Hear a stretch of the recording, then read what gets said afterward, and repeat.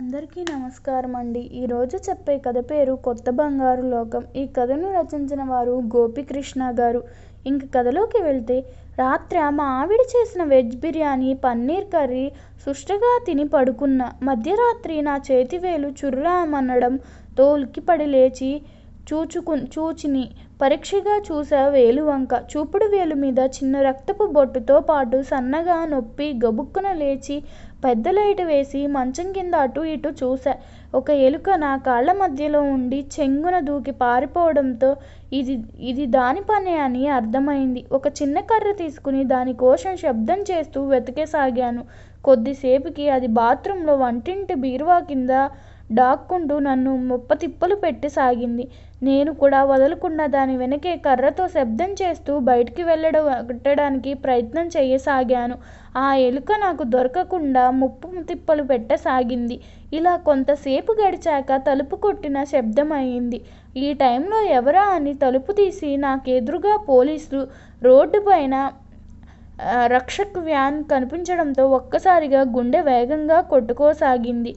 ఏదో అవ్వబోతున్న పోలీసు స్వేచ్ఛ లభించిన ఎలుక తన కాళ్లపై నుండి దూకడంతో బాప్రే బాస్ అంటూ పక్కవ ఉన్న కానిస్టేబుల్ పైన పడ్డాడు. తరువాత కొంతసేపటికి తేరుకుని, నీవు గట్టిగా సప్పుడు చేస్తా పబ్లిక్ని పండనీయక మస్తు న్యూసెన్స్ చేస్తున్నావని కంప్లైంట్ వచ్చింది. సార్ తోలకరమ్మని మెసేజ్ పంపిండు. నడు నాకిక్కడన్నాడు.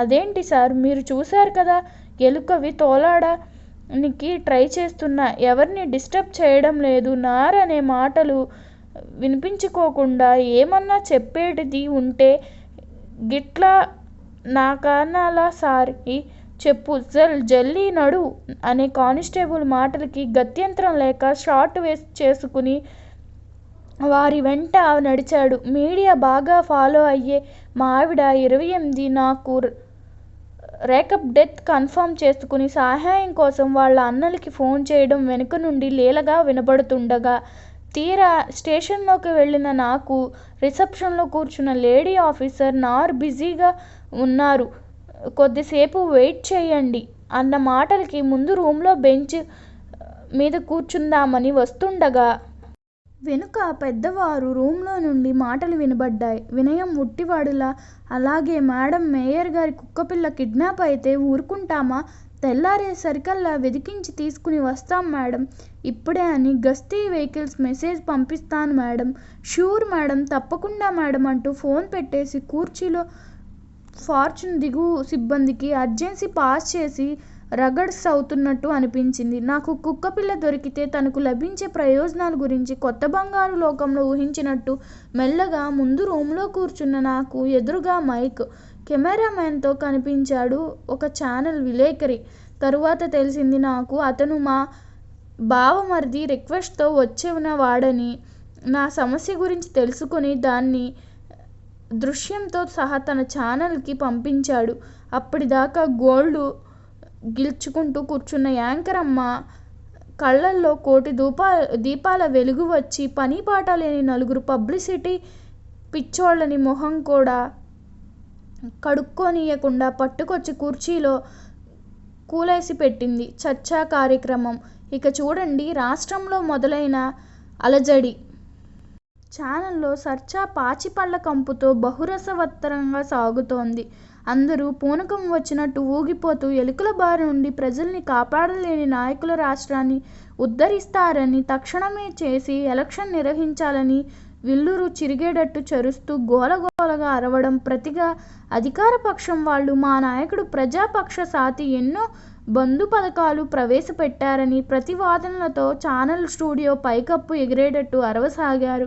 కొందరు మంచం మీద నుండి లేవలేని వృద్ధ నాయకులు ఈ డిబేట్ చూసి తమ వారసులని సిద్ధం చేసి రోడ్డు మీదకి వదిలారు.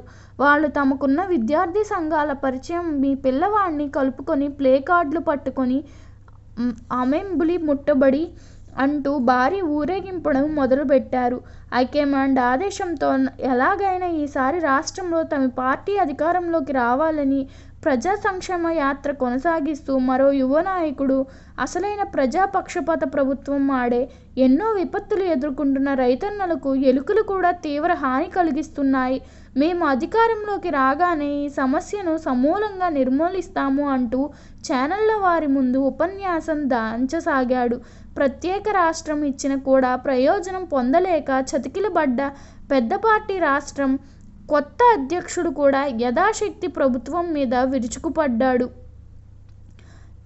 ఇలా ఉండగా ఊరేగింపు సాగుతున్న ప్రతిపక్ష పార్టీ వాళ్ళని సమర్థవంతంగా ఎదుర్కొనేందుకు అధికార పక్షంపై ఎత్తుగా పైట సంఘాన్ని రంగంలోకి దించింది. వాళ్ళు కూడా ధీటుగా జీవకారుణ్యం చూపాలి, మూగజీవులని రక్షించాలి అంటూ ప్లే కార్డులతో ప్రదర్శన మొదలుపెట్టారు. ఇక పోలీసులకి చేతి నిండా పని. లాఠీ చార్జ్, వాటర్ క్యానన్లు, బాష్పవాయు గోళాలతో పై అధికారుల ఆదేశాలు నిర్వచించడానికి సిద్ధంగా పులిమీద పుట్రలా హోమ్ మినిస్టర్ గారి ప్రెస్ మీట్. మేయర్ గారి కుక్కపిల్లను కిడ్నాప్ చేసిన వారు ఇలా మూగజీవాల మీద తమ ప్రతాపం చూపడమని బేషరతుగా తెచ్చి అప్పగిస్తే వారికి ప్రభుత్వం క్షమాభిక్ష ప్రసాదించి ప్రతిగా 25 లక్షల నగదు బహుమతి, డబుల్ బెడ్రూమ్ ఇల్లు ప్రభుత్వ ఖజానా నుండి ఇస్తామన్నట్టు అదేదో తన ఇంట్లో భోషాణమైనట్లు ప్రకటన. పైగా దమ్ముంటే నన్ను కిడ్నాప్ చేయండి కావాలంటే అని సవాలు విసిరారు. మేకపోతు గాంభీర్యంగా ప్రకటిస్తూ లోపల బితుకు మంటూనే ఈ ప్రత్యర్థులకి ఇంకో ఆయుధం దొరికింది. ప్రజా సంక్షేమం పట్టించుకోకుండా కుక్కపిల్లల కోసం పాటుపడే యోని దగ్గిపోవాలి అంటూ ఇక మొదలైంది. పర్యావరణ పరిరక్షకుల, కళాకారులు, సామాజికవేత్తల, డాక్టర్ల ప్రభంజనం.